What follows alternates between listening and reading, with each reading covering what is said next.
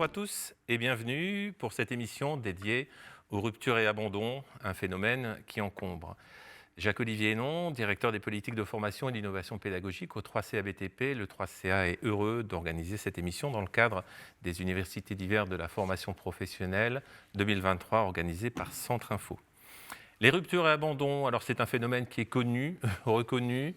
Bon an, mal an, on tourne toujours aux alentours de 24% de jeunes qui abandonnent leur formation.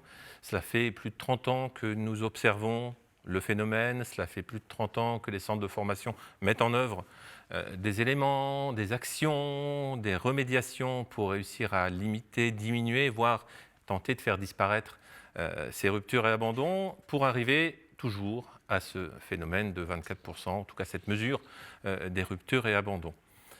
Nous sommes ici pour vous présenter une expérimentation, en tout cas un processus qui fonctionne, qui permet de réduire significativement les ruptures et abandons. Pour aller directement au fait, cela fait très longtemps que tout le monde travaille avec beaucoup d'énergie sur les causes de ruptures et abandons. Pour faire très simple, travailler sur les causes, c'est très bien. Travailler sur le processus de rupture, c'est mieux. Je suis accompagné aujourd'hui par 3 intervenants, 2 de BTP-CFA Occitanie, Gilles Raza, secrétaire général de BTP-CFA Occitanie. Bonjour Gilles. Bonjour Jacques-Olivier. Stéphane Tapias, directeur innovation et développement pédagogique et socio-professionnel BTP-CFA Occitanie. Bonjour Jacques-Olivier. Bonjour Stéphane. André Jorquera, chargé de mission au 3CA BTP, développement, parcours et orientation, mais également doctorant au laboratoire de psychologie en socialisation, développement et travail de l'université, je l'ai dit dans le bon sens, dans le bon ordre, de Toulouse, Jean Jaurès.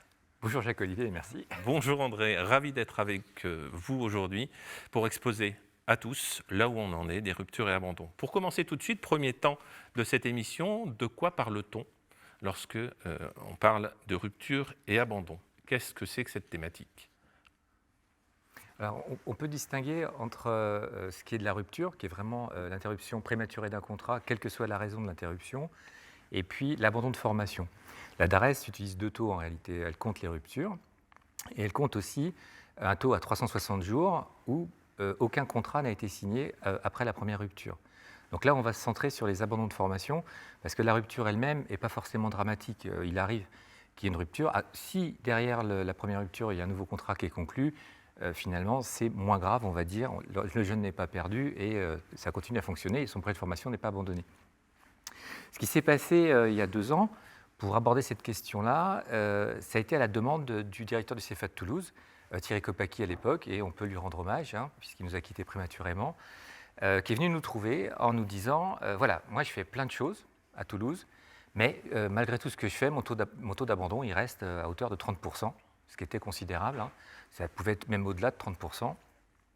Et on a commencé à travailler, on a cherché des ressources, il y avait eu des rapports scientifiques au 3CA BTP, donc on avait déjà un petit background là-dessus, ce qui nous a permis d'aller au contact du laboratoire de psychologisation, développement et travail, l'Université de Toulouse, Jean Jaurès, qui est spécialisé sur l'adolescent, et ce qui nous a permis d'engager un dispositif avec ce laboratoire. Ça, c'est le début de l'histoire. Et la clé du dispositif, c'est d'avoir une lecture positive des événements, parce que quand un jeune abandonne, souvent, c'est la seule solution, de son point de vue, qui lui reste. Voilà, c'est comme ça que ça a démarré. Merci André. Donc rompre, c'est une chose. Les centres de formation font énormément de travail pour retrouver un contrat derrière. C'est quelque chose qui est connu, qui est reconnu. Le vrai drame, effectivement, c'est quand le jeune abandonne. Tu l'as dit André, il y a un point essentiel qui va être un peu le fil rouge. Ce sont des jeunes très jeunes, des adolescents. Ils sortent de leur cocon familial et c'est ce point-là qui a été spécifiquement traité. Alors BTP-CFA Occitanie, qui est un organisme de formation implanté sur toute la région, est un organisme assez large, avec 5 centres, 5 établissements de formation, a répondu il y a quelques années à un appel à projet lancé par le 3CA BTP sur cette thématique des ruptures et abandons. Dans le cadre de cet appel à projet, elle a mis en place un projet pour réussir à travailler cette question. L'émission va être rythmée en 3 temps. À chaque temps correspond un sujet. À chaque sujet aura lieu quelques échanges, des débats, des explications. En tout cas, nous espérons qu'elles vous éclaireront. En démarrage de chacune des thématiques, vous allez avoir une petite vidéo. Première thématique, Rupture et abandon, un dispositif scientifique co-construit avec BTP CFA Occitanie. Premier témoignage, première vidéo. J'ai le plaisir de recevoir Laurent Baron. Bonjour Laurent. Bonjour. Vous êtes adjoint de direction en charge de l'accompagnement socio-éducatif au BTP CFA Occitanie sur le site de Perpignan. Alors, vous avez, vous, lancé cette expérimentation des groupes de parole en 2020 et très vite, ce qu'il apparaît, enfin ce que la psychologue vous fait remonter, c'est ce problème de rupture lié à l'intégration dans l'entreprise. Tout à fait. Les jeunes, quand ils arrivent en entreprise, ont un besoin de reconnaissance. Ils ont intégré un parcours professionnel, ce sont des jeunes professionnels qui viennent apprendre un métier et ils ont des représentations de ce qu'est la vie dans une entreprise, ce qu'est l'apprentissage du métier, mais ils ont besoin aussi et surtout de se sentir intégrés. Ces jeunes nous ont alertés sur le fait que pour pouvoir se sentir bien dans leur formation, ils avaient besoin d'être considérés comme des professionnels en formation, comme des adultes, et que leurs paroles soient écoutées. Comment ça s'est réglé justement ce problème ? Eh bien, la psychologue est intervenue auprès des jeunes pour échanger avec eux sur la vie en entreprise. Et elle a essayé de réfléchir avec eux sur, de leur côté, qu'est-ce qu'ils pouvaient faire pour réussir cette intégration, quels liens ils pouvaient tisser avec leur maître d'apprentissage et ainsi limiter les risques de rupture. En quoi ces groupes de parole ont changé votre regard sur cette thématique des ruptures d'abandon ? Alors, nous travaillons pour limiter les ruptures de contrat depuis de nombreuses années. Cependant, ce projet, cette action, nous a permis d'avoir une approche beaucoup plus scientifique à travers le regard de la psychologue. Là, nous avons une personne extérieure, spécialisée, et qui nous a permis d'être plus précis dans l'action que nous avons menée. Ensuite, cette action a permis aussi de sensibiliser les équipes pédagogiques et de leur permettre d'avoir un regard différent par rapport à l'adolescent, par rapport aux jeunes professionnels et par rapport au risque de rupture. Très bien, merci beaucoup Laurent pour ces éclairages. C'est moi qui vous remercie. Premier témoignage. Alors, vous verrez à la fin de l'émission que pratiquement tout est dit déjà, même s'il reste beaucoup à dire, mais enfin, en tout cas, tous les prémices de ce dispositif sont abordés dans le cadre de cette interview. Alors du coup, première question pour toi, Stéphane. On a bien entendu, c'est un recours, en tout cas, à un dispositif universitaire, de psychologie, de recherche. C'est quand même particulier pour un CFA du BTP. Comment cela a-t-il été perçu, vécu par les équipes terrain ? Mais tout d'abord, il a été question de présenter aux équipes de direction, aux équipes terrain, donc la genèse du partenariat avec le laboratoire, donc on va dire PSDT, Psychologie de la socialisation et développement au travail, pour présenter en fait la création d'un dispositif expérimental basé sur en fait l'intervention de psychologues mobiles dans les différents CFA, tout d'abord à Toulouse et après plus tard sur les autres CFA de BTP CFA Occitanie. De plus, comme on l'a déjà dit en introduction, l'ensemble des équipes de direction sont d'accord pour dire qu'on subit un phénomène qui est celui d'être témoin de rupture de contrat d'apprentissage sans avoir pu jouer un rôle d'interlocuteur, on va dire, en amont et surtout privilégié. Donc ça a été un argument aussi qui est commun à l'ensemble des CFA. Ensuite, l'expérience de Toulouse est un argument d'autant plus convaincant qui va nous permettre, et qui l'a permis donc d'avoir des outils pour entrevoir les prémices d'une rupture, mais aussi d'établir, donc avec le concours de Valérie Capdevielle, on en reparlera tout à l'heure, d'établir un module de prévention basé sur une expérimentation et des compétences qui ne sont pas forcément présentes au CFA, d'où l'appel à ces psychologues externes.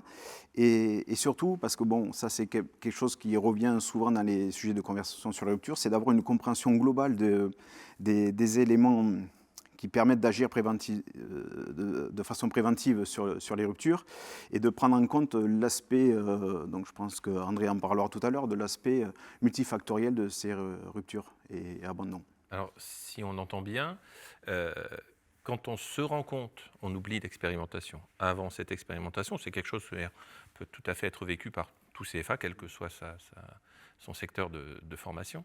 Quand on se rend compte de la rupture, il est trop tard. C'est ça.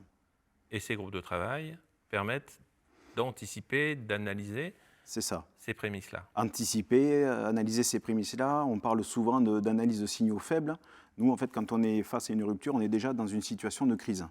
Voilà, la rupture est enclenchée, elle est déjà dans un processus et elle va être conclue.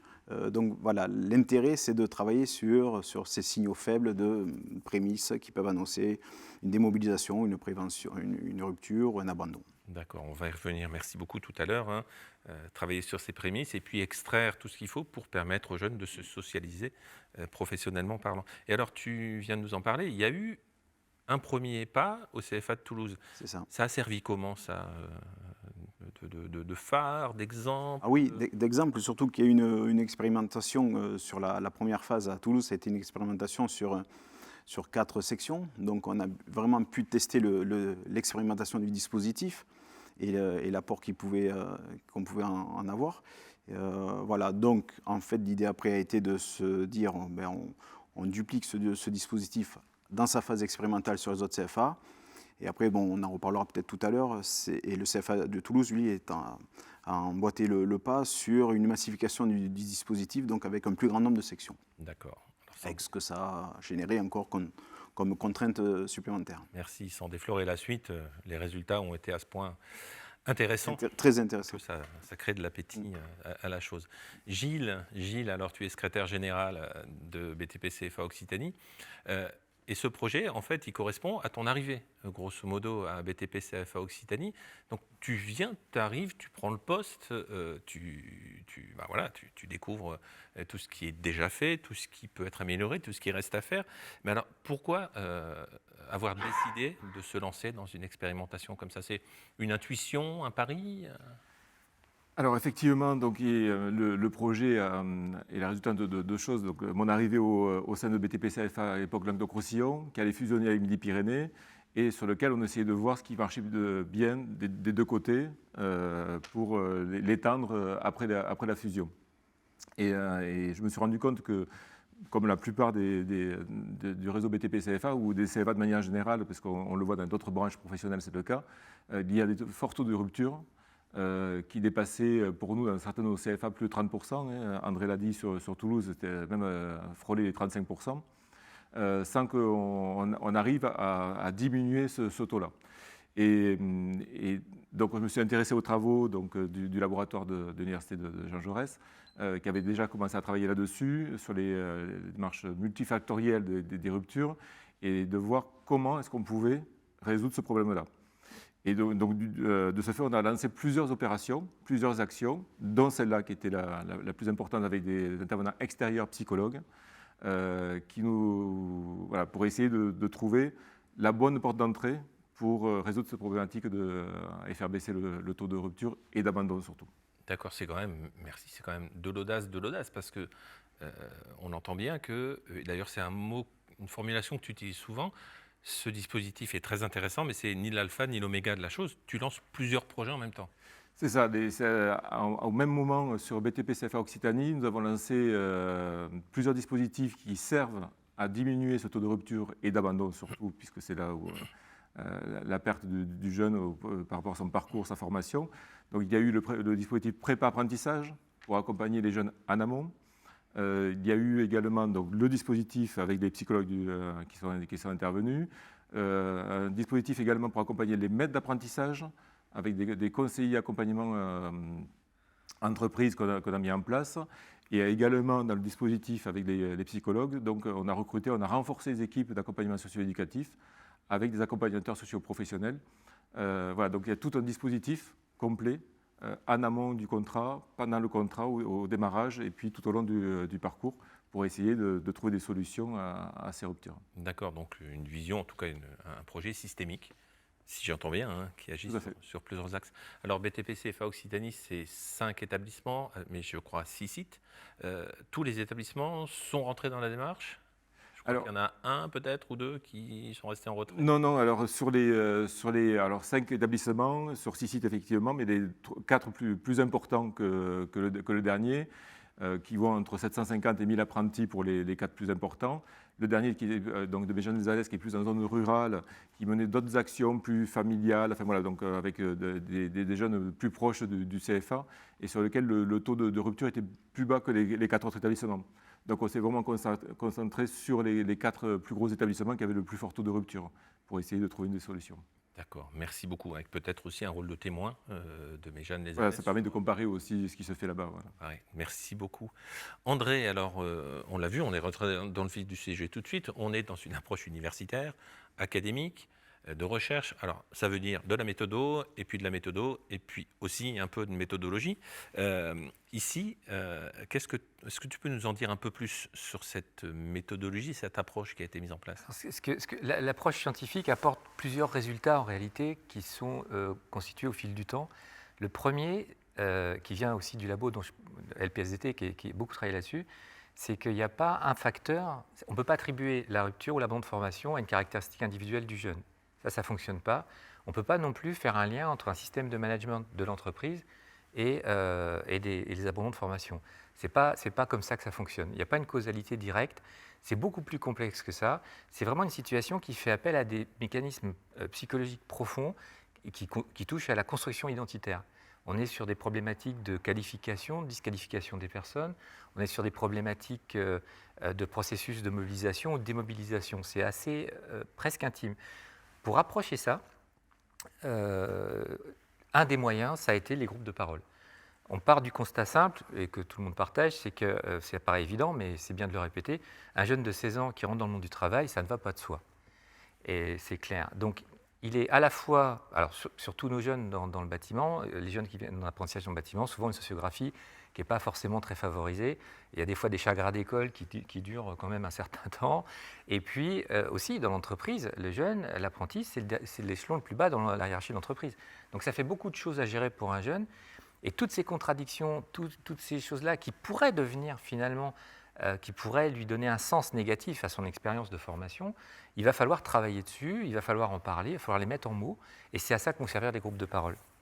Ce que tu dis, c'est qu'un jeune, c'est un ado, et qu'un jeune dans le BTP, il amène ses problèmes d'ado du BTP, et donc il faut traiter ces questions-là. Voilà, et pour qu'il puisse se construire en tant que futur professionnel, c'est-à-dire qu'il commence à se construire aussi comme adulte, les groupes de parole sont un espace qui est privilégié, quoi, parce que la psychologue qui va l'animer, et ça demande des compétences particulières, y compris la psychologue. Ça, je le souligne parce qu'il ne faudrait pas imaginer qu'on a un espèce de truc magique, on met une psychologue dans un CFA et ça fonctionne. Non, le dispositif était complexe et il était vraiment armé, quoi. Donc il faut que la psychologue ait suffisamment de compétences pour gérer tout ça et pour mettre un climat de confiance suffisant, pour pouvoir mettre en perspective, pouvoir faire que les autres jeunes apportent, deviennent ressources par rapport à celui qui s'exprime, etc., etc. Je ne vais pas tout développer, mais c'est un des leviers importants du groupe de parole qui sert à la construction des jeunes. Il les aide aussi à faire un peu, à relativiser finalement une filière professionnelle qui souvent est jugée péjorative. Et ce travail-là en interne permet de retrouver de nouvelles sources de mobilisation qui vont permettre justement d'éviter des abandons de formation. Donc la compétence, c'est également une compétence particulière pour ces psychologues qui interviennent. Et c'est là où le laboratoire est extrêmement intéressant parce que c'est également un processus de recherche-action dans la construction des compétences des psychologues qui vont intervenir. Absolument. Et il y a eu un effet de supervision qui a été assuré par Mme Valérie Capdevielle, qui est responsable d'un autre master au sein du laboratoire, qui est sur l'intervention. Donc on voit bien qu'il y a un contexte qui est particulier. Donc le dispositif fonctionnait sur les groupes de parole, mais avec une supervision. Et c'est les allers-retours à ce niveau-là qui permettaient ensuite d'avoir aussi un dialogue avec BTP-CFA Occitanie et d'avoir un véritable dispositif de co-construction, quoi. Alors vous allez remarquer, ici sur le plateau, mais également en distance, qu'il y a une espèce de partage.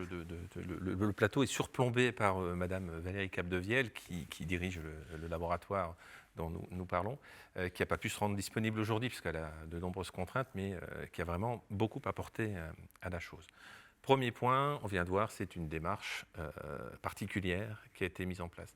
Deuxième temps de cette émission, on va s'intéresser un peu plus à ces groupes de parole, c'est-à-dire à la notion de cette parole libre pour se construire, avec un deuxième témoignage. À tout de suite pour pour décrypter cette vidéo.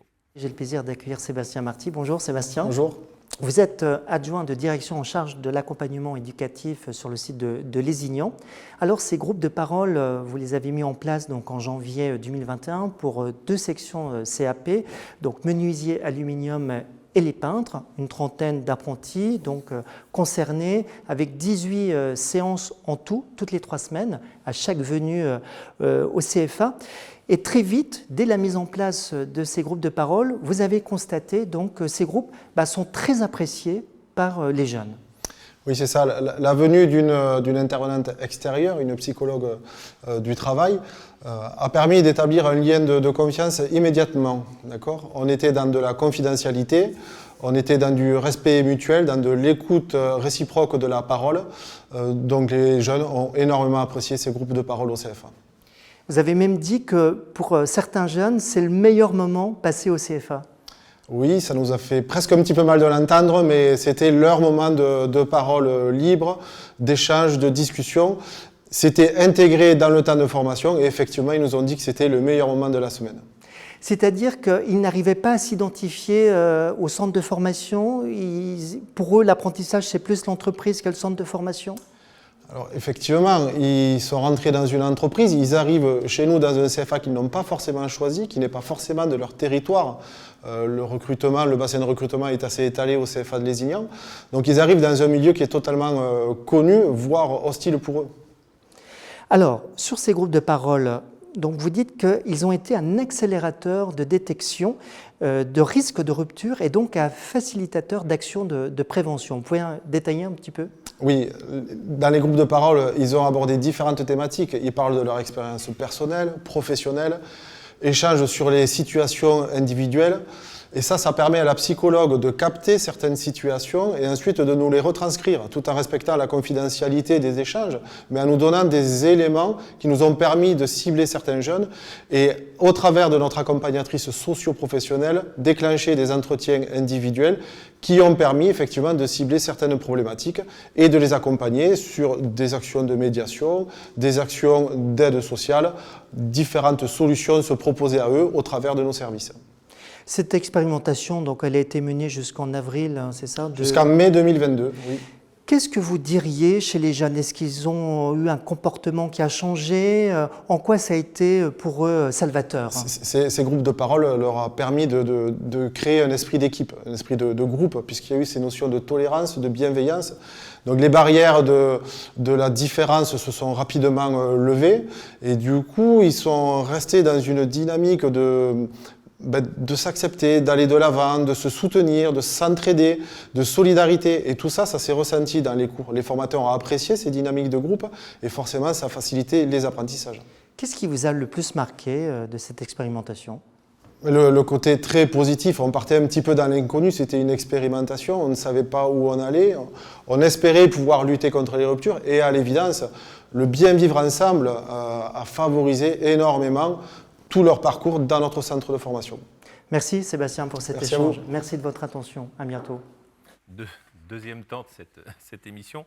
Alors là, c'est quand même exceptionnel. Enfin, le témoignage, le vivre ensemble, le rôle de socialisation du CFA, c'est quelque chose qui est, je pense que sur le plateau, vous partagez tous. C'est fabuleux ce qu'il explique. Hein. Il y a juste un mot, André. Il y a le mot hostile qui traîne quelque part, pour pas qu'il y ait de doute.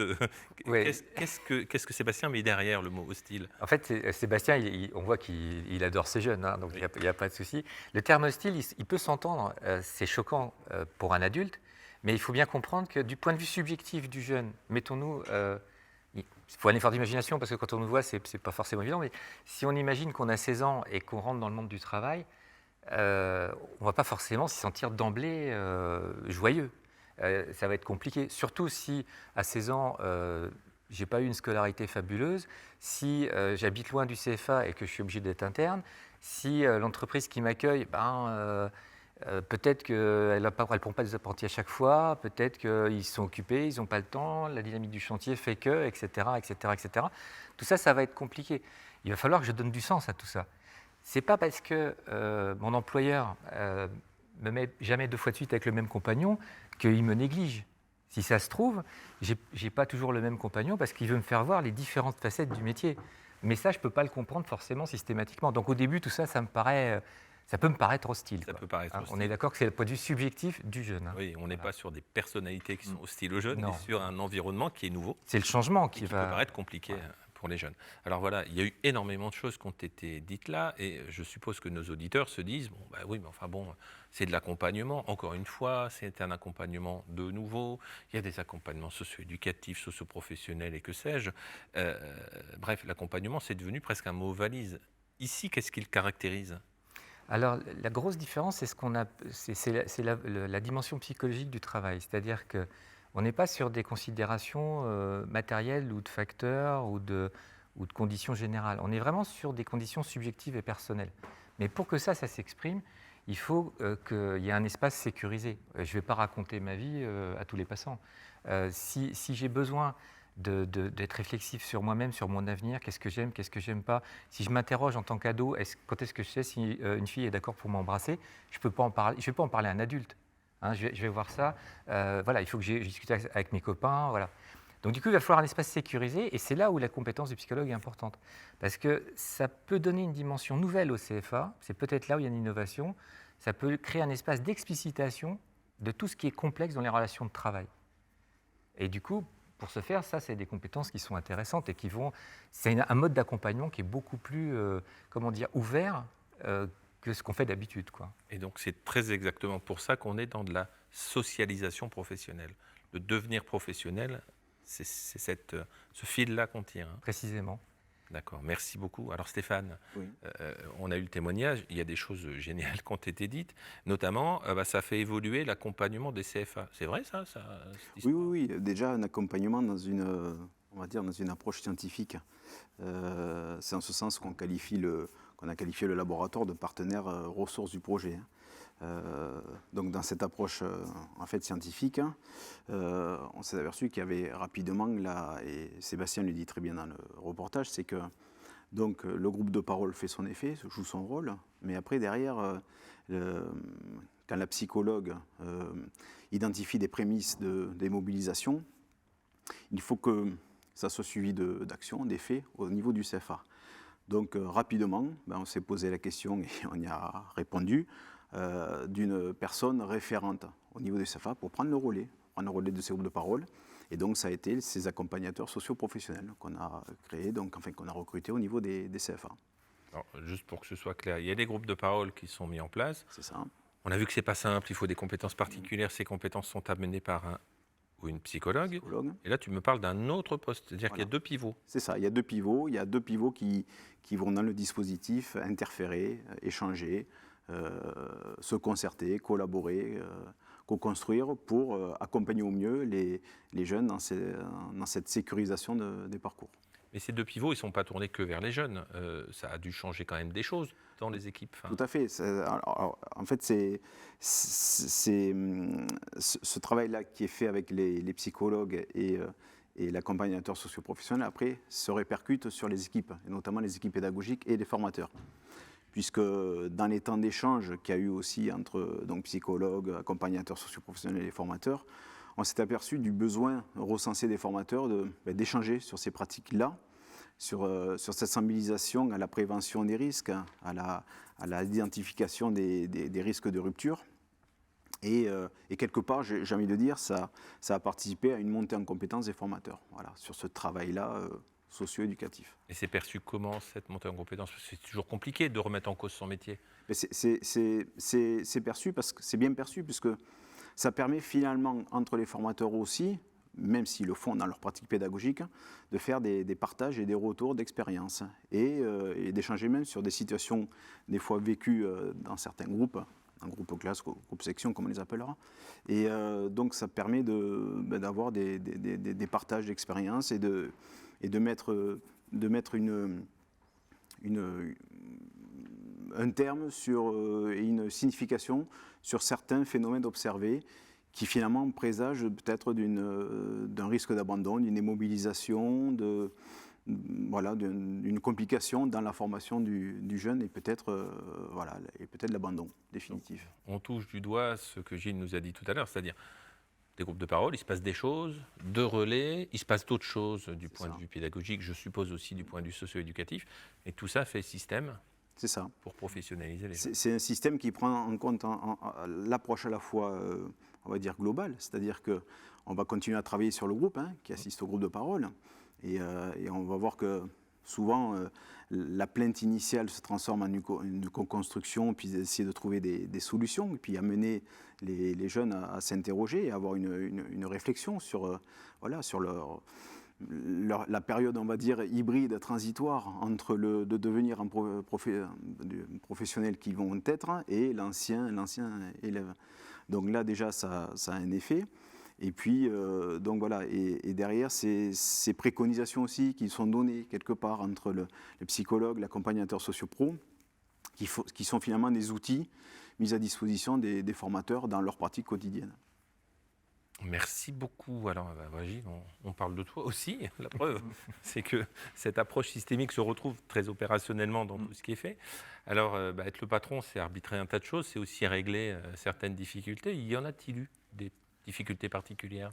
Alors, comme dans tout dispositif, quand on les met en place, il y a des difficultés. Alors là, c'était plus sur la planification, puisque du coup, les groupes de parole étaient pris sur les temps de cours des apprentis, soit en enseignement général, soit en atelier. Donc il a fallu un peu réorganiser pour les sections de CAP donc ces cours-là. Mais les équipes locales sur les campus ont vu plus l'intérêt, les opportunités qu'il y avait à aller sur ces dispositifs-là, puisque depuis plusieurs années, le secteur du bâtiment recrute beaucoup, et on n'arrive pas à pourvoir tous les postes. Et donc on se démène au niveau des équipes pour aller recruter, communiquer sur nos métiers. Et derrière, c'est dommage, quand on a les jeunes chez nous, que par des problématiques de démobilisation, peut-être de petits facteurs qui font que le jeune va arrêter, va abandonner.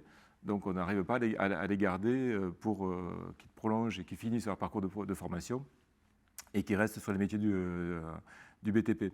Voilà, donc du coup, il y avait beaucoup plus d'opportunités à aller sur le dispositif, sur l'ensemble des dispositifs qu'on a mis, dont celui avec les groupes de parole, que de difficultés. Les difficultés, voilà. Donc on arrive à les résoudre par plusieurs moyens, mais c'est pas ça qui était le principal sujet. D'accord, difficulté donc d'agenda, d'organisation, puisque voilà, c'est ça. Dans un CFA, on court après le temps tout le temps. Les jeunes sont là peu de temps, entre 12, 15, parfois 17 semaines. C'est le bout du monde, et donc il faut gérer cette mise à disposition.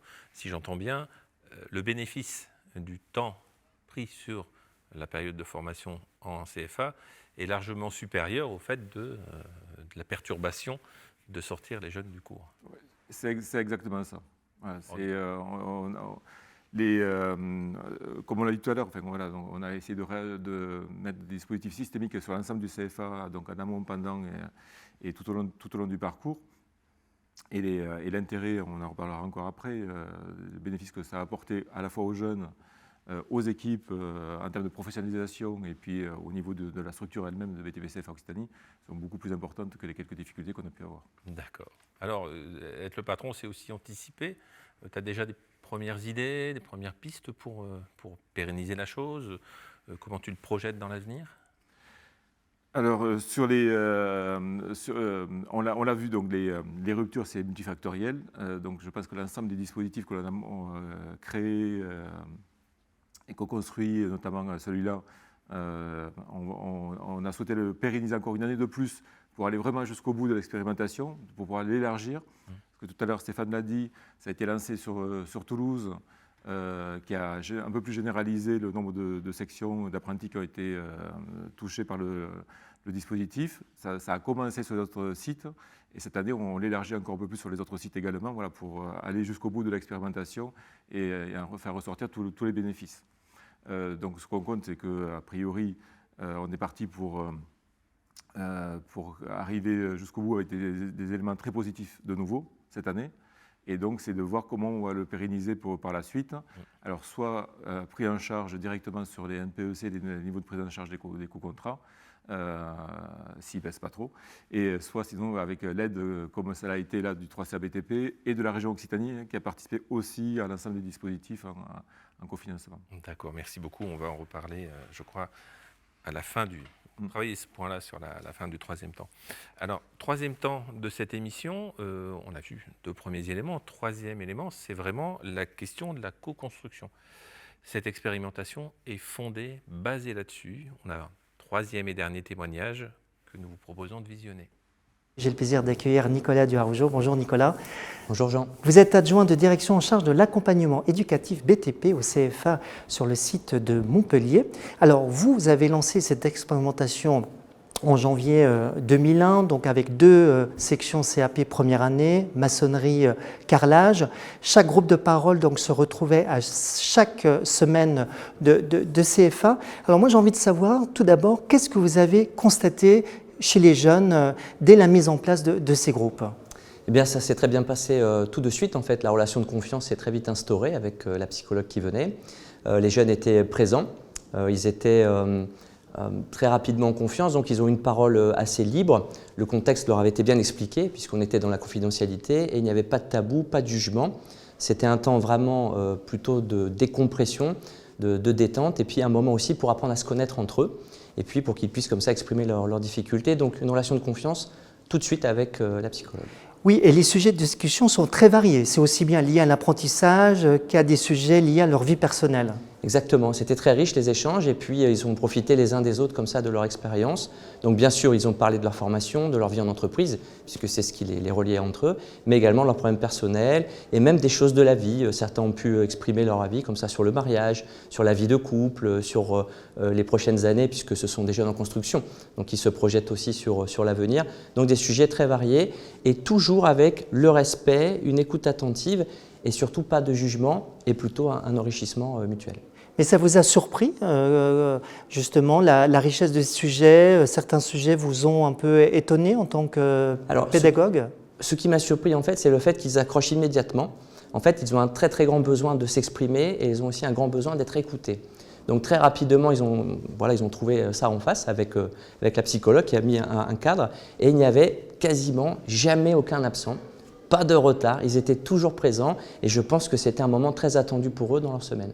Est-ce que ces groupes de parole ont permis d'éviter des ruptures d'abandon? Vous pouvez être affirmatif ou pas? Alors clairement, oui.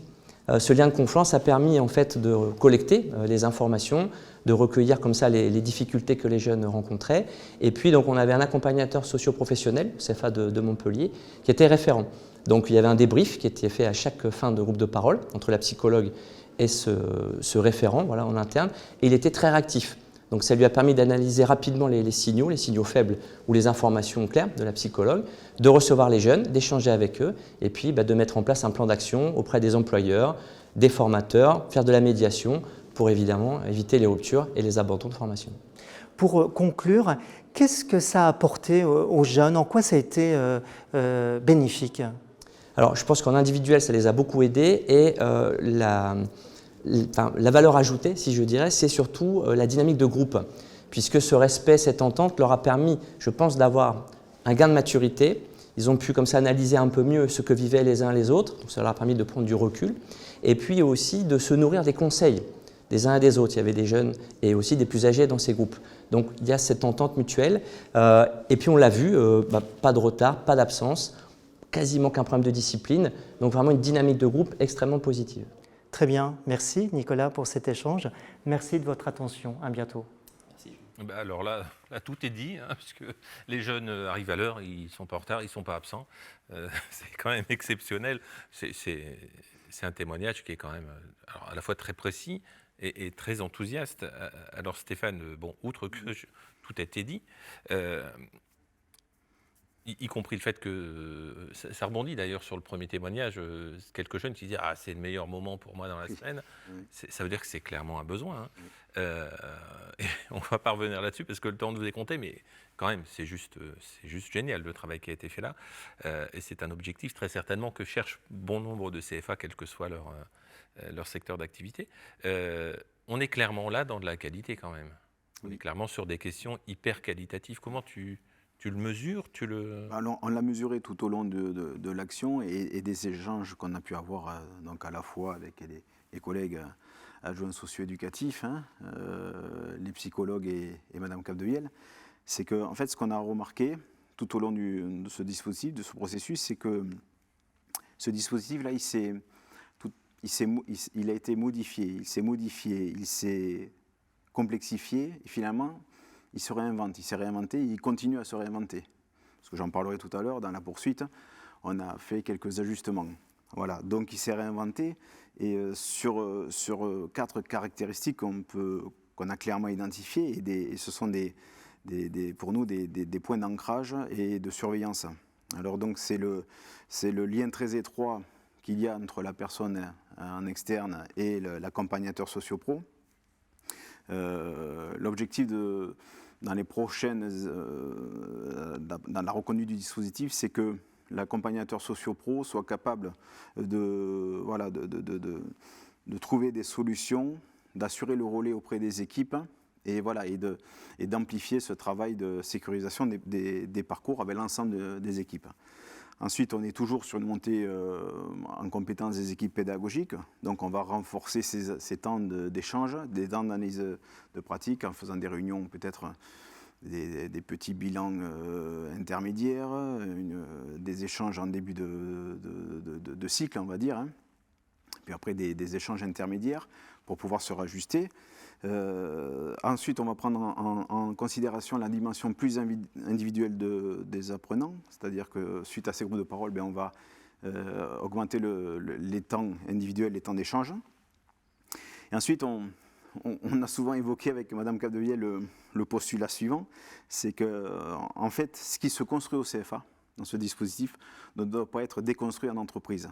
Donc, on se lance aussi, notamment avec nos conseillers accompagnement entreprise, sur un rôle qu'on doit jouer aussi auprès des entreprises et notamment sur la sensibilisation et l'accompagnement des maîtres d'apprentissage. On l'a vu, un premier temps, c'est ce qui se passe avec les jeunes. Deuxième temps, comment on capitalise au sein du CFA. Au sein du CFA, les équipes. Troisième temps, et c'est là-dessus que vous travaillez, comment on associe le troisième pilier, à savoir l'entreprise. Et des perspectives là-dessus? On a des perspectives, c'est-à-dire que donc, nous, en parallèle à ce dispositif et ces groupes de parole et l'intervention des psychologues, on a créé un poste de conseiller accompagnement entreprise, qui est un poste qui se situe à la fois entre le travail de nos CRJE, du pôle développement sur la relation entreprise et des jeunes, et la mission du formateur qui va faire sa visite pédagogique en entreprise. Et il nous semblait qu'il y avait un vide un peu pédagogique, entre guillemets. Donc on a créé ces postes justement pour accompagner les maîtres d'apprentissage sur l'accueil, l'intégration, l'accompagnement du jeune, mais sur une dimension un peu plus pédagogique. Oui, l'idée étant que l'entreprise est formatrice, comme le jeune passe à peu près les 3/4 de son temps en entreprise, c'est un moment à lieu un peu particulier. Merci beaucoup, très très clair. Oui. Alors on voit, encore une fois, dans ce dispositif, on reboucle avec le début, l'importance de ces compétences. Tu peux nous en dire un dernier mot peut-être sur les formations de ces psychologues? Bien sûr. Ce qui est important aussi dans le dispositif tel qu'il a été monté, et qui n'est peut-être pas le plus apparent, c'est l'ingénierie qui le sous-tend. Le fait qu'il y ait une supervision qui soit conduite par un laboratoire qui a un background important sur ce sujet-là, ça permet d'apporter des éléments de régulation au fur et à mesure, d'engager un dialogue sur des choses observables qui ont été constatées, et ça donne une grande efficacité. On peut en tirer des points de méthode là, dans notre opération. La première, alors les groupes de parole, c'est une chose, c'est un outil, c'est un support, mais l'autre point qui est important, si on veut que le dispositif fonctionne, c'est la coordination avec la communauté éducative, au sens le plus large possible. Parce que si ce lien-là n'est pas bon, ça marche moins bien, clairement. C'est ce qui s'est passé alors on a la chance, ou la malchance, je ne sais pas trop comment on peut le dire, mais comme le CFA de Toulouse s'est risqué à s'engager sur une extension à l'ensemble de ses premières années, ce qui est quand même assez considérable, du coup, fatalement, la disponibilité des psychologues intervenants a été réduite. Et le CFA s'est trouvé en difficulté de maintenir un lien privilégié entre sa communauté éducative, et, pour le dire comme ça, et la psychologue qui intervenait. Donc il a fallu réinventer une coordination qui soit efficace. C'est passé par la mise en place de groupes d'analyse de pratique. Alors, c'est un peu surprenant pour notre monde qui est sur la formation, parce que c'est plutôt des méthodes ou des pratiques qui sont utilisées dans l'activité médico-sociale. Pour faire court, les personnes dont le métier est l'accompagnement des humains, il faut bien que de temps en temps, elles prennent du recul par rapport à leurs pratiques, qu'elles se réajustent, peut-être qu'elles puissent avoir d'autres ressources avec leurs pairs pour essayer de réguler un certain nombre de difficultés. On a besoin de la réinvention, on va dire. Pour les formateurs, ce n'est pas changer ce qu'ils font, c'est revisiter leurs pratiques. Vous voyez la nuance, hein. Ce n'est pas du tout un truc en plus. Alors, c'est pas un gros mot dans ma bouche de parler de confort, hein, quand on fait de la formation. Donc, c'est plutôt un élément de confort. Et ce qui a été constaté aussi dans l'évolution du dispositif, c'est un retour des formateurs qui était très positif. À partir du moment où il y a un travail d'explicitation avec les psychologues qui sont hors institution, donc il y a une grande liberté de parole, ils arrivent à autoréguler un petit peu leurs pratiques, ils arrivent à modifier leur façon de faire, il y a des idées qui surgissent, il y a des réinventions qui se mettent en place, quoi. Donc c'est peut-être là qu'aura lieu la prochaine innovation dans nos travaux, ma foi. On va être optimiste. Et Toulouse s'est déjà engagé dans ce dispositif-là, en fait. Merci beaucoup. Alors Gilles, avant de parler argent, tu confirmes, il y a des retours très positifs de la part des équipes pédagogiques et éducatives dans l'évolution de leur modalité de formation, en tout cas dans l'intégration de ces éléments-là. Alors, au niveau qualitatif, c'est clair qu'il y a eu des progrès énormes. Enfin, Nicolas l'a encore dit dans la vidéo. Si les jeunes qui sont accompagnés, et plus accompagnés que les autres, notamment grâce à ces groupes de parole, arrivent à l'heure, se respectent entre eux, enfin, que l'ambiance est meilleure en classe, c'est clair que, enfin, dans les sections, c'est clair que c'est beaucoup mieux et confortable. Je rejoindrai le mot d'André pour les formateurs. Donc la partie qualitative, elle est certaine. Ouais, c'est assez formidable, hein. Alors il y a un moment, il faut parler sous. Il faut parler argent. Voilà. Et comme, je ne sais pas si j'ai déjà dit, mais c'est toi le patron de BTP-CFA Occitanie.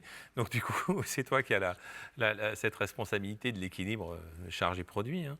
Alors, qu'en est-il de cette approche budgétaire? Ça coûte des sous, ça rapporte des sous, c'est étal Alors, initialement, évidemment, comme c'était une expérimentation, on s'est lancé sur un appel à projet du 3CA BTP, avec des cofinancements aussi, je l'ai dit tout à l'heure, de la région Occitanie, donc ce qui nous a permis de lancer le dispositif et de s'apercevoir au bout.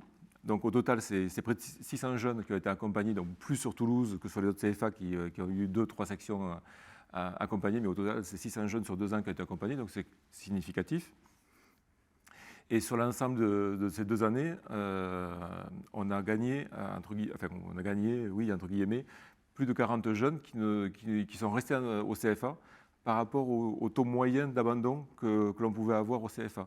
Mais si on regarde, même par rapport au taux d'abandon des CAP de première année, parce que c'est là où, quand on regarde toutes les statistiques, dans le secteur du BTP de manière générale, enfin, en particulier de manière générale pour tous les secteurs d'activité, on a le gain est encore plus fort, parce qu'il y a des sections qui chaque année avaient 2, 3, 4 abandons, 5 abandons sur une douzaine, une quinzaine de jeunes qui n'ont pas eu cette année.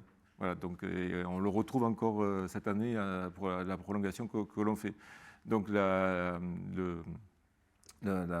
l'objectif qui est atteint, enfin, ce qu'on voulait faire, hein, à la fois au niveau qualitatif pour les apprentis eux-mêmes, alors pour le personnel, les formateurs en termes de confort, mais également en termes financiers, on voit que c'est un dispositif qui peut s'autofinancer, puisque plus de 40 jeunes au coût contrat.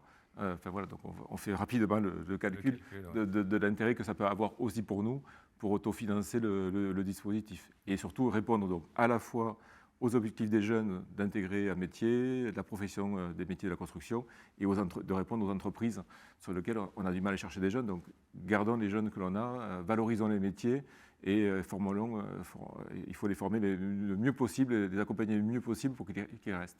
Formidable. Alors pour nos auditeurs qui ne seraient pas tout à fait experts dans le monde de l'apprentissage est financé jeune par jeune, ce sont des niveaux de prise en charge. Évidemment, quand il y a abandon de formation, il y a perte des financements. Comme il n'y a pas abandon de formation, ça veut dire que l'organisme de formation continue d'avoir ces financements-là, le budget reste au CFA, et ce que coûte le dispositif est inférieur un peu à ce budget-là, c'est bien ça ? C'est exactement ça. Parce qu'avant la réforme de 2018, les CFA qui avaient des abandons, de toute façon, comme on déclarait une fois par an au conseil régional le nombre d'apprentis, on était financé sur la totalité des apprentis qu'on avait déclarés. Et même s'il après il y a eu des abandons, donc on était de toute manière rémunéré au nombre d'apprentis qu'on avait déclarés.